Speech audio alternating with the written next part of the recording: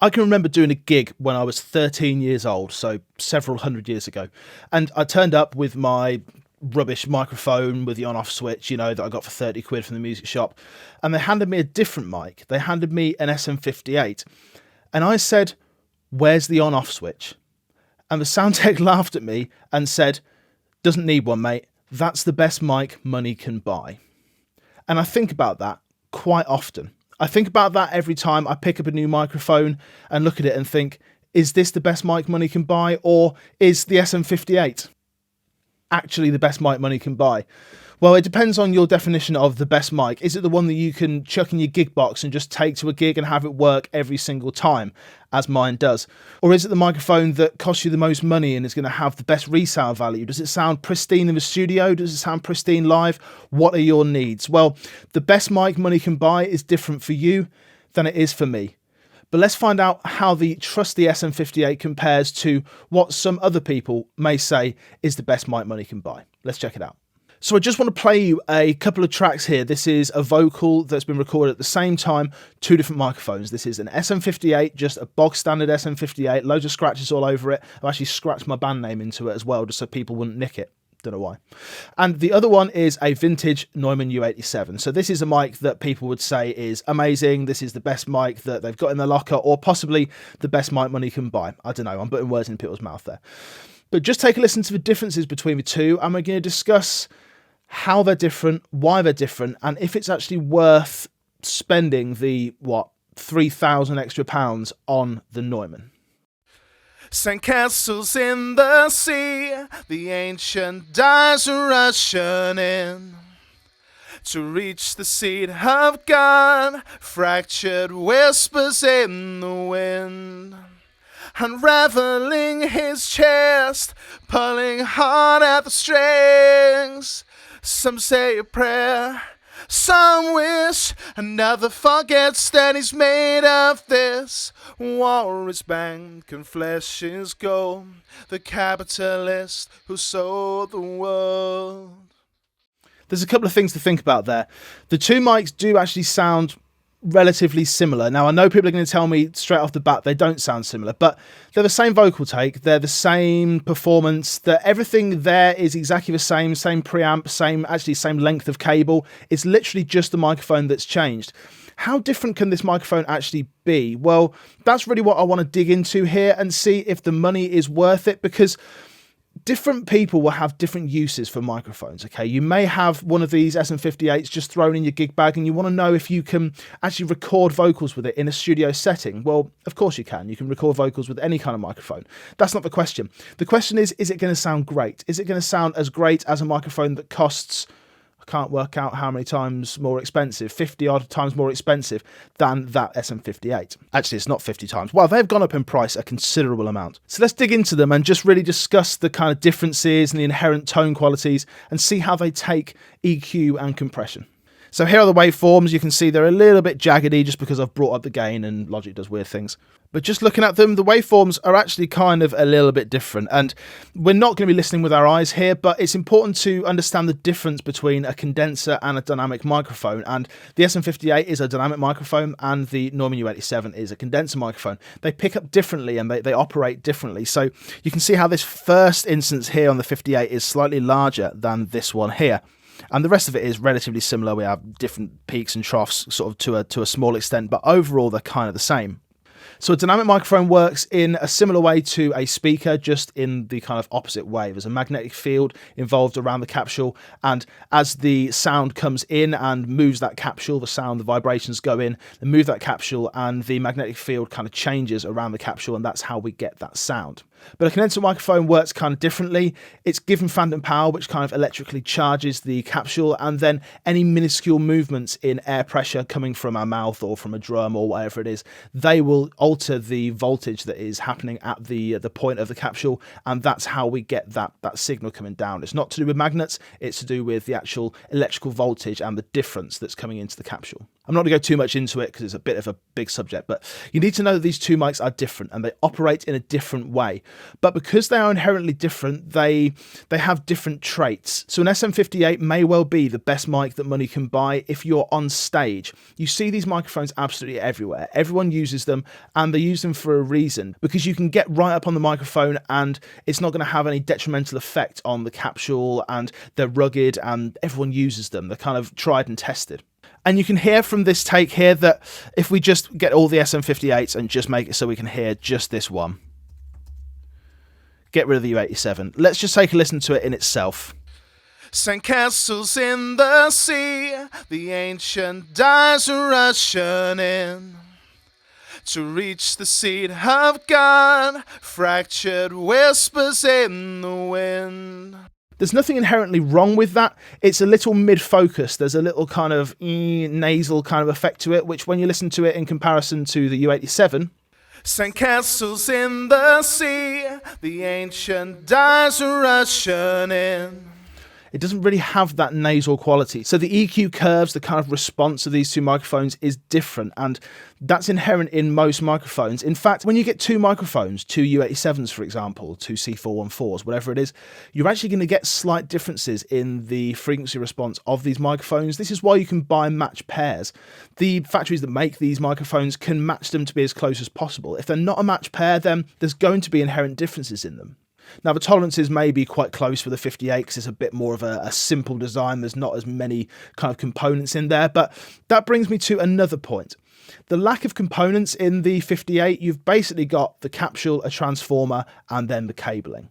There's not too much that can go wrong there. You don't have to have your SM58 serviced. If you did, they'd probably laugh at you and just tell you to buy a new one. But with a U87 or any other kind of studio condenser microphone above a certain kind of price bracket, it's expected that there will be a maintenance cost yearly, maybe every 2 years or something like that. Capacitors will go, especially with a vintage microphone. So the best mic money can buy may actually be the one that you don't need to maintain. It may be the one that you don't need to continuously have serviced to keep it up to scratch.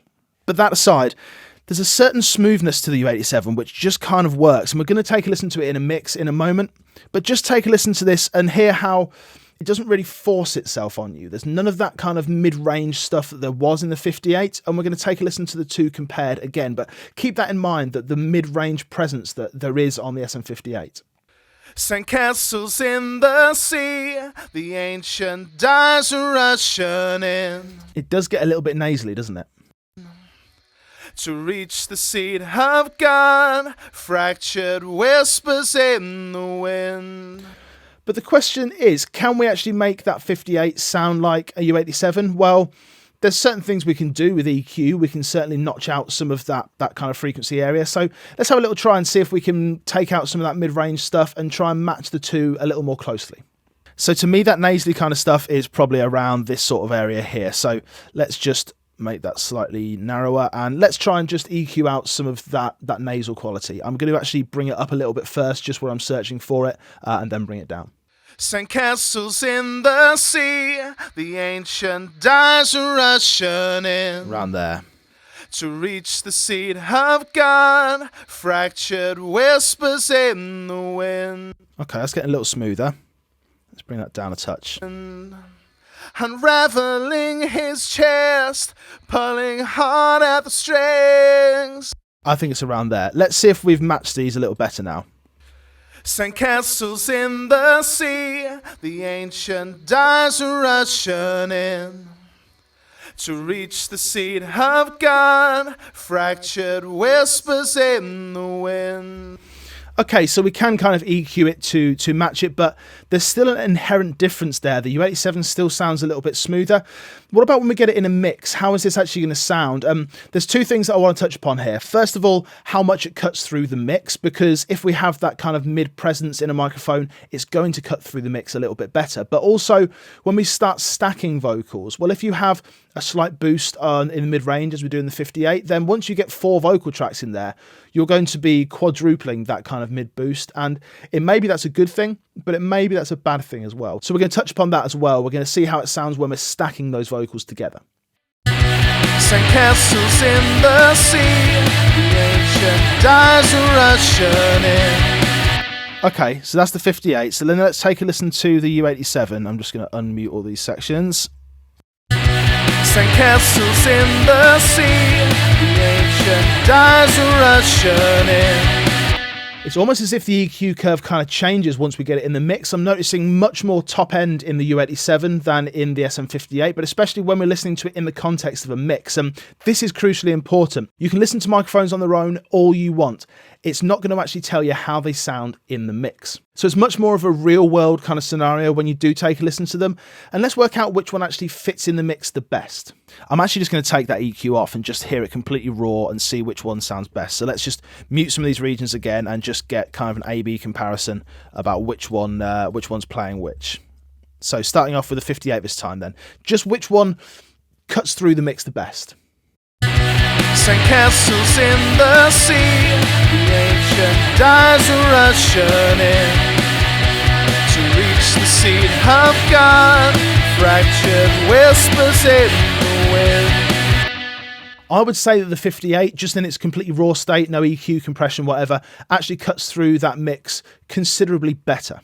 But the issue you're always going to have with a mix where you've got a vocal that is cutting through, it's because it's got a build up in a certain frequency range. And indeed, you're probably going to have to do a bit more work to the 58 to get it to kind of sit in that area that you want it to sit in. If it cuts through naturally, then it kind of means that the actual frequency response of the mic is maybe a little kind of peaky and trophy. So I've done some processing of these vocals. I've done a similar amount of gain reduction to each of them and tried to kind of EQ just gently and just bring out the best of each mic. And because I'm not going too surgical on this stuff, you're kind of noticing that you're going to have to go quite surgical on the 58 to get it to kind of sit within that smooth realm that the U87 does. Have a little listen to just these two just next to each other, just a line of each, and you're going to hear how the 58 does it kind of pings the ear a little bit. Sandcastles in the sea, the ancient dies are rushing in. To reach the seat of God, fractured whispers in the wind. It's still just got that nasalness, even though I've taken some of it out in comparison to the U87, there's still an element of that kind of ringiness there. So, the best mic money can buy. Well, I don't know if there is an answer to that. I don't know if there's one microphone that will fit every single circumstance. In fact, I'm sure there's not one microphone that will fit every single job. If there were, every studio would have 10 of them. But it's horses for courses. The 58 is going to be a fantastic vocal mic for live. You'd never use the U87 live for vocals. There's just too many issues around that. But the question is, does the SM58 give you a decent recorded vocal for a recording performance? Yes, it does. It cuts through. It's going to need more work. That's kind of the one thing. What you're paying for with the U87 and indeed more expensive mics is they're going to sound better right off the bat. They're going to need far less processing. And indeed, with services that you pay for in life, you're paying for the time you're not having to spend. You're paying for the ease of use. You're paying for something where you don't have to do a load of work. So you're paying the extra so you don't have to spend money and time doing that work. And that's what you're really not getting with the 58. It's a respectable sound. It's a sound that we all know. But to get it to sit in a mix, you're just going to have to work a little bit harder. And to me, that means that neither mic is the best mic that money can buy. The best mic that you've got in your arsenal is the one that you've got there at the time of the vocal. You may just have to work a little bit harder to get it to shine through the mix. Thanks so much for checking it out. I hope that's given you a bit of an insight into how a very inexpensive mic sounds against a very, very expensive mic. You can use that in whatever way you want. If you want to carry on recording with a 58, crack on. Bono does it, so why not? I'll see you again soon. Take care.